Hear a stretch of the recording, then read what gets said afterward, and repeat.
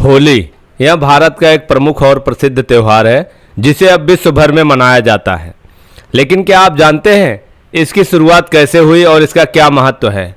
होलिका दहन का वातावरण पर प्रभाव और रंगों का हमारे शरीर पर असर क्या होता है? इस त्यौहार को कौन कौन से देश मनाते हैं और इसका वैज्ञानिक कारण क्या है? तो चलिए शुरुआत करते हैं। हिंदू धर्म में कई प्राचीन व्रत एवं त्योहार मनाए जाते हैं, जिनमें से होली को सबसे प्राचीन पर्व माना जाता है। खुशियों के इस त्योहार का संबंध भगवान श्री कृष्ण और भगवान विष्णु के भक्त प्रहलाद से जुड़ा हुआ है। होली का असली नाम होलिका या होलाका था और धूली भी कहा जाता है, जिसे फागुन मास के पूर्णिमा के दिन मनाया जाता है। कई अन्य हिंदू त्योहारों की तरह होली भी बुराई पर अच्छाई की जीत का प्रतीक है। होली पर्व के दिन देश भर में गुलाल और अबीरों से रंगों की होली खेली जाती है। इस दिन सभी लोग आपसी मतभेद भुलाकर एक दूसरे को रंग लगाते हैं, जिसमें लाल रंग को बहुत ही महत्वपूर्ण माना जाता है।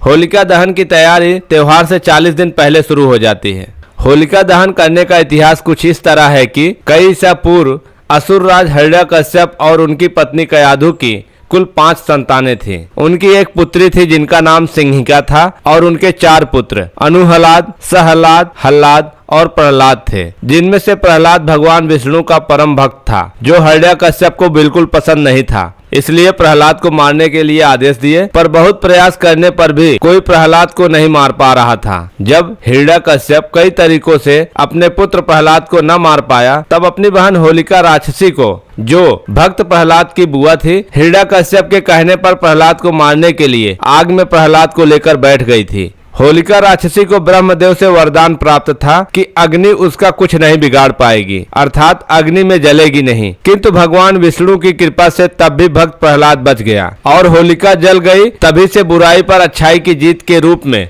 होलिका दहन होने लगा और ये त्योहार मनाया जाने लगा। इसका वैज्ञानिक कारण यह है कि होली बसंत ऋतु के आगमन का संकेत देती है, जब सर्दियां समाप्त होती हैं और गर्मियां शुरू होती हैं। और परंपरा के अनुसार जब लोग जलती होलिका की परिक्रमा करते हैं, होलिका से निकलती नई ऊर्जा शरीर और आसपास के पर्यावरण में मौजूद बैक्टीरिया को नष्ट कर देता है और इस प्रकार यह शरीर तथा पर्यावरण को स्वच्छ करता है। यह अच्छे स्वास्थ्य को प्रोत्साहित करती है। यह तो होलिका दहन की कहानी थी, पर हमें मजा तो तब आता है जब हम एक दूसरे को कलर लगाते हैं। प्राचीन किंवदंतियों के अनुसार भगवान श्री कृष्ण का रंग सांवला था और राधा रानी गोरी थी। इस बात की शिकायत श्री कृष्ण ने मैया यशोदा से कई बार की और मैया उन्हें समझा बुझाकर टालती रही। लेकिन जब वह नहीं माने तो मैया ने यह सुझाव दिया कि जो रंग तुम्हारा है उसी रंग को राधा के चेहरे पर भी लगा दो, तब तुम्हारा और राधा का रंग एक जैसा हो जाएगा। नटखट भगवान कृष्ण को मैया का यह सुझाव बहुत पसंद आया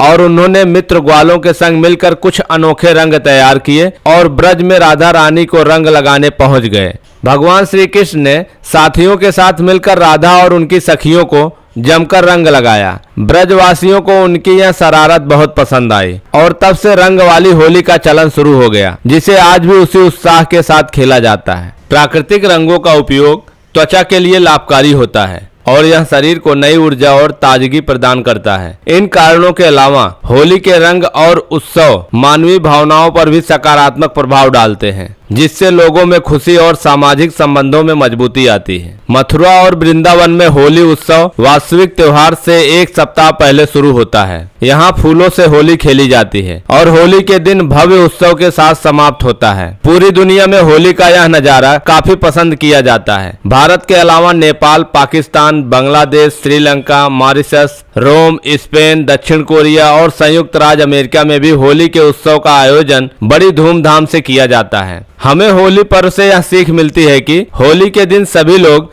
रंगों में खेलते हैं और इस दिन अलग अलग जाति, धर्म और वर्ग के लोग एक साथ उत्सव मनाते हैं। इसलिए यह हमें एकता और भाईचारे का संदेश देती है। होली के दिन सभी लोग खुश होते हैं और उत्सव से भर जाते हैं। आशा है कि आपको हमारी यह वीडियो पसंद आई होगी। हमने इसमें होली के त्योहार के बारे में विस्तार से बताया है। अगर आपको यह वीडियो पसंद आया है तो कृपया इसे लाइक और हमारे चैनल को सब्सक्राइब करना ना भूलें। अगर आपके पास कोई प्रश्न या सुझाव हो तो कृपया कमेंट सेक्शन में लिखें। हम आपके सभी प्रश्नों का उत्तर देने का प्रयास करेंगे। धन्यवाद और होलिका की हार्दिक शुभकामनाएं।